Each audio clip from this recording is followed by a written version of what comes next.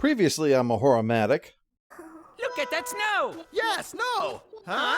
There's a hand sticking out! What awesome snow! Let's add this! And this! And this! We're done! But it's still got a hand! Just look at my sense of aesthetics! I almost want to kiss it! Now back to the story. Creepy androgynous android has brought Minawa back to the evil management scientist, who says the mission has changed. He needs Mahoro if he's going to get this job done properly. This is her last mission. After that, she'll get what you want. Right? Yes, of course. What was it that you wanted? I want a heart. Yes, just see the man behind the curtain. He says, oh yeah, I'll definitely install one of those in you later. But to help capture Mahoro, Minawa is going to have to abduct Suguru. She's aghast, but she made a promise, and that's all she's got left of 369. But she's clearly preoccupied when she should be excited about graduation. Although this is It's not a graduation. He is moving from the 4th grade to the 5th grade. Yeah, one of those. I mean, I had a very short ceremony I did at the end of every school year for my students.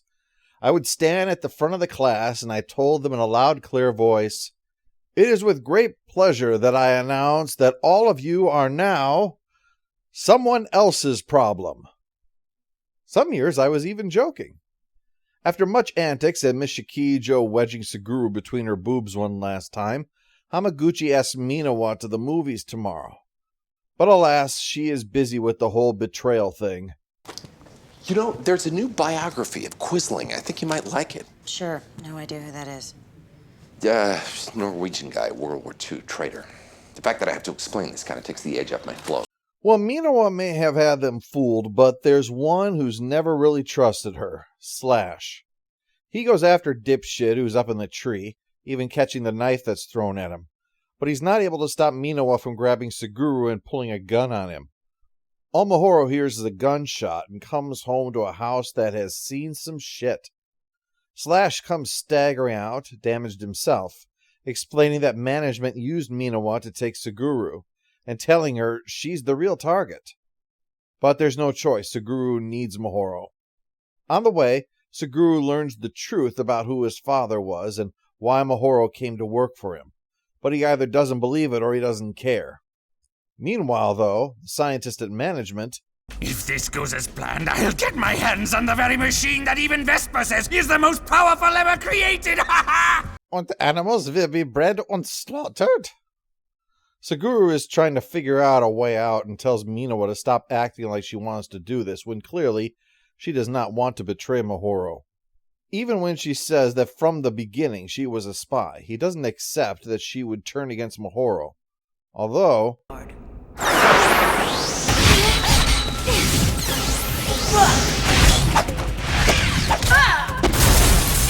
Mahoro seems to be doing just fine on her own. Minawa heads out with Suguru as a hostage, and when Mahoro tells her to stop right this minute, Minawa explains that she has to do this in order to get her heart. I'll laugh more, and I'll see something more beautiful in the world. And perhaps strange men will stop turning me into a snowman. She sheds tears for 369, but even as management captures her, Mahoro points out that only a girl with a heart could cry like she is. Or, being one of those things. Minawa breaks down, realizing that the thing she's wanted is, in fact, so painful to have, and Suguru's attempts to get management to stop just results in him getting tossed on the floor. But he doesn't stop. He grabs Minawa and tells her to remember the happy times, because that's what gets him through. The times with Mahoro and his friends can even overshadow the loss of his parents. It's what stops him from being Batman. Well, Mahoro says the one thing that stops him in his tracks, the truth that his father died because of her. It's now down to Minawa, who, appropriately, has had a change of heart. She frees Mahoro enough to escape, but is shot in the process. So Mahoro... Oh no! Minawa!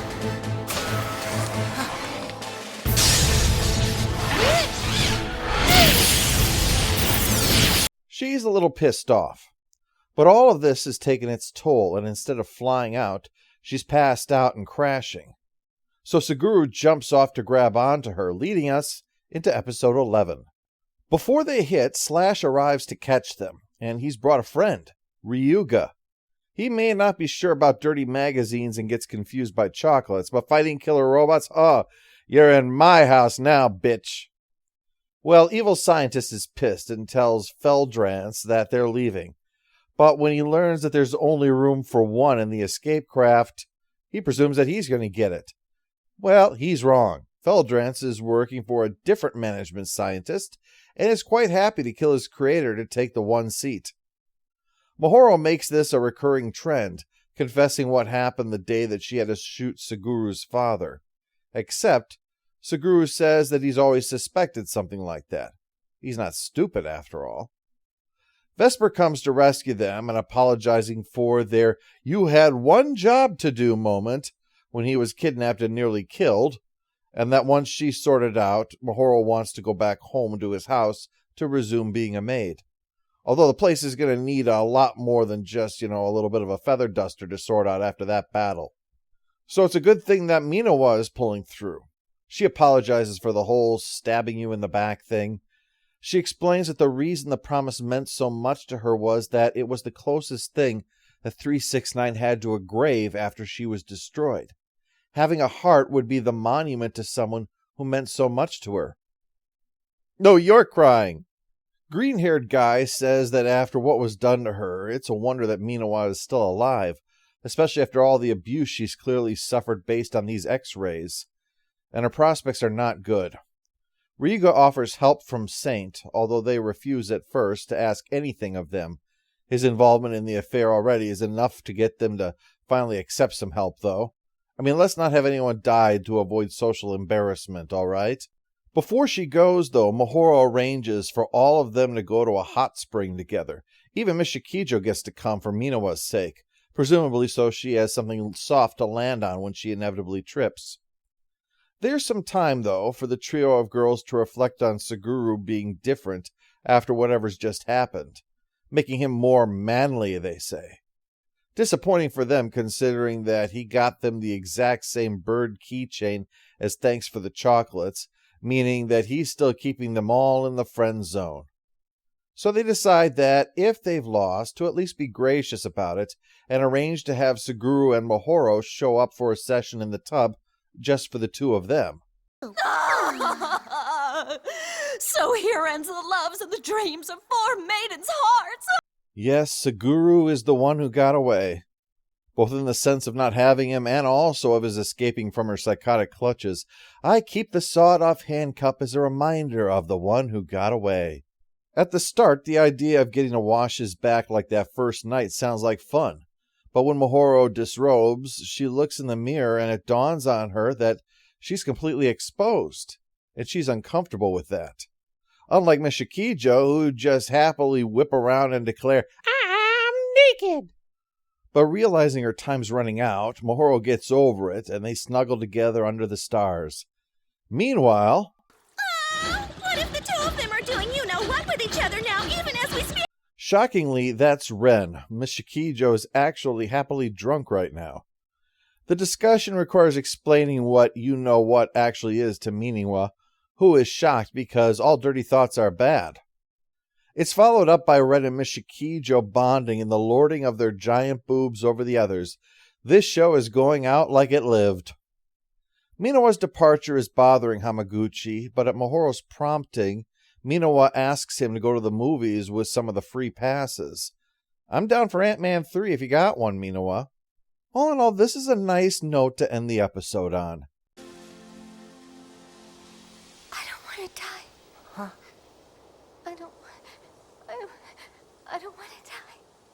Or, existential crisis, that works too.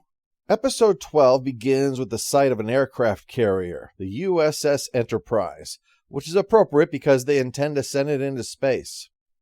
But their excitement at this is interrupted by word that the U.S. president is going public, and the reaction from management is, well, haven't gunned down one of them in a while, have we? Bring me my president shooting gloves, would you?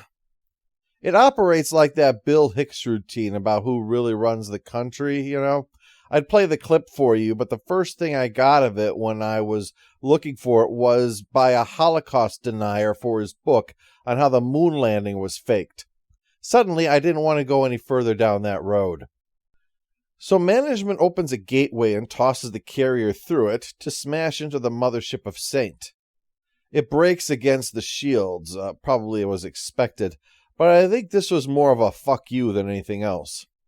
Now that that's done, Mustache Scientist, the one who's in like $30 million in the hole, was behind Feldrance's betrayal. He points out that some of the titanium screws inside of Mahoro are definitely Terran in origin, and he's tracked them back to the company that manufactured them.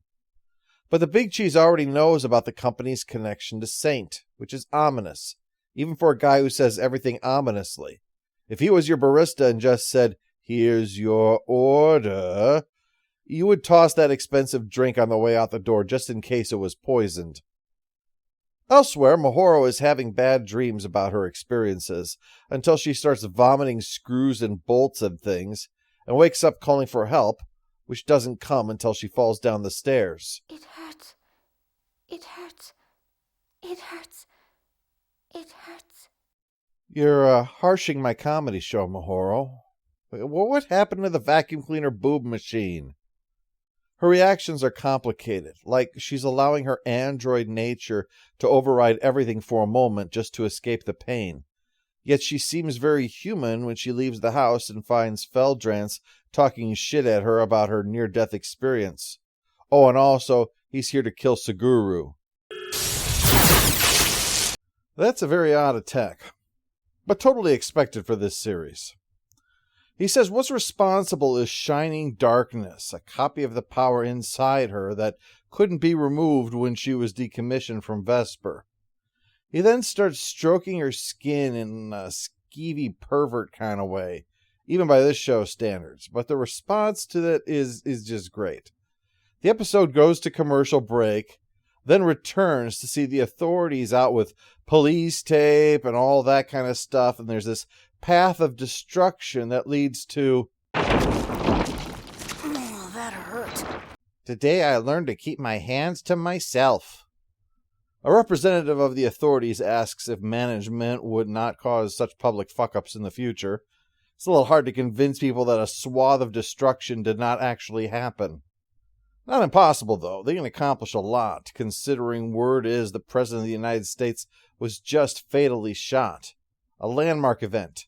People will ask you, where were you when the President was killed? And of course, the correct answer to give is, wherever my alibi said I was. Mahoro goes to visit Suguru's grandfather, who has Slash with him, because he has something to ask her. I want you to take Suguru and run, right now. Don't go back to the house, ever. Just disappear. Is this because you filled the house with porn books? All these people have died while he has had to stay hidden to direct things. He doesn't want Suguru to be one of them. She agrees that she'll do whatever she has to keep him safe, which is not easy if management can even take down POTUS. Though I think we all have to be honest with ourselves and admit with some of the presidents we've had, you could probably take them out just by leaving a hand grenade around with instructions on it reading, "Pull pin for free candy." The news also mentions that Vesper has been raided. That handsy little shit stain had asked if the official had found their headquarters yet, and given the smoking building, it wasn't a parley. Suguru knows that something is up, and that's really confirmed when Mahoro shows up outside the school in a Harrier-like jet. Yep, just hanging out there. I mean, she would have parked, except all of the good spots were taken by parents with Apache helicopters. As Suguru goes to leave, his two best friends ask to come along, but he says, no, it's way too dangerous. Besides the fact it's a fighter jet, what are you going to do, cling to the side the whole way? Up on the station, they talk about the aircraft carrier that was smashed into them, commenting on it being a final test before management sends an actual warship through. Leisha comments on how our affinity for war is what helped humanity master this travel technology so quickly. Stick with what you're good at, I guess. Leisha's here to take Minawa to get better, despite Minawa's protest that Mahoro's lifetime running out is much more urgent. But between Leisha's giggles and Suguru's grandfather's comments that Mahoro is the soul of Saint, it seems there's more going on than we know. But then again, it's pretty easy to slip it by us with all of the naked hot tub scenes and the hiding porno mags plots. From their island lair, they use what I believe is the information taken from the Vesper building in order to track Mahoro's brooch, as well as to Suguru's grandpa, leading us to our final episode of the day, episode 13. We find out that Vesper's leadership, besides Suguru's grandfather, have been arrested on suspicion of assassinating the president. Also, that they bombed their own building, trying to deny management access to it. Gramps is getting suited up, complaining about Matthew, saying that while he's never met him, there's a little bitterness there because Matthew stole a woman from him once. But no, it's not the way you think, as Grandpa very, very proudly declares that he was the first human being to fuck an alien, as opposed to, just ass play, which aliens normally prefer. He flies off to management's artificial island for the party. I'm sorry, but I'm afraid we're going to have to kill your grandson, Suguru. Why don't you just think of it as the penalty that you'll have to pay for betraying the entire human race? Nick Fury is hardcore. Well, now's the time he turns to the big cheese and asks about the rumor about a space fleet being built, but it's brushed off as an attempt to unite with Saint to then head out and start colonizing the galaxy, even if they have to force Matthew to go along with it. They've forged world history so far, they say, and they plan to keep doing so, and that includes any of the aliens that are out there. Gramps laughs that they can't even sort out this planet yet, and these deluded pinheads think they're ready to start imposing their will on the galaxy or something. Then he dumps his champagne on the rug, just to annoy them, saying that in his youth he's traveled to all these different places around the world, and always was finding people like the head of management, and with, in his words, teeth that were too damn perfect. I really like the implication of that line. Some of the struggling places that he talks about that were dangerous or had starvation and suffering, but that was never ever allowed to inconvenience those who were at the top. The reality of the situation that they allowed would never ever touch those despotic manipulators. Seems that management was under the mistaken impression that Gramps came to join their organization, but he says until the moment he dies, he will be Vesper. Then he opens the pocket watch that he'd pulled out, revealing the picture of Suguru's grandmother inside. It's Leisha. And revealing its true purpose. Remember when I said that Suguru using Mahoro's brooch to summon Slash so he could escape with those dirty books? Well, Grandpa uses the pocket watch in the same way. He summons Slash, and in his full combat form, no being in disguise, this is basically a fucking Decepticon that has just been unleashed on these management dickheads.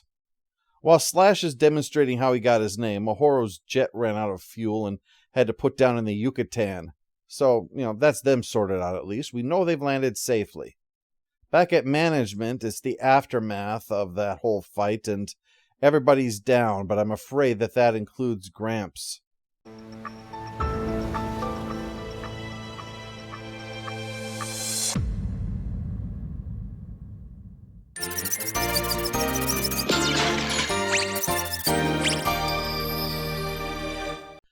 FFS, anime has such problems with their bumpers sometimes. This just leaves Mahoro and Suguru, who are taking shelter for now in an old structure. I was going to say ruins, but they look way too nice to call them that. Mahoro talks about being her best because everyone at Vesper is there to back her up, but Suguru says that she does just fine on her own. And they chat further, Suguru mentioning his fear that if he looks away from someone, they'll be gone when he looks back. Now is probably not the time to approach the end of her lifespan. So instead, she leads him to the sound of the sea so they can watch the sunset together. While all the action has popped in, Mahoromatic is the story of spending the time that you have left to fall in love with someone for the first and only time. It's a bittersweet thing, to have the most beautiful thing that can happen to you in a time that is fleeting. Mahoro goes to put on her combat uniform so she can stand watch for the night, except that's when Perv Boy arrives. So Mahoro brings Suguru away to be safe while she goes back to finish off Feldrantz, but he knows what's going on. He knows that she won't be coming back, and pleads that she not go away like everyone else does. So she promises to meet him at the next port city down when this is all over. So she goes to face Feldrantz. Well, I guess they're ruins now. It seems that management has duplicated what they learned of her design in him, and as he toys with this power, she shows what can be done with it by grabbing onto him and detonating it, much to Suguru's horror. We have a final image of a spirit form of Mahoro embracing the earth before it becomes sparkles that heads towards the moon, where Saint and Matthew are. Why? We'll see in our final episode of Mahoromatic next time.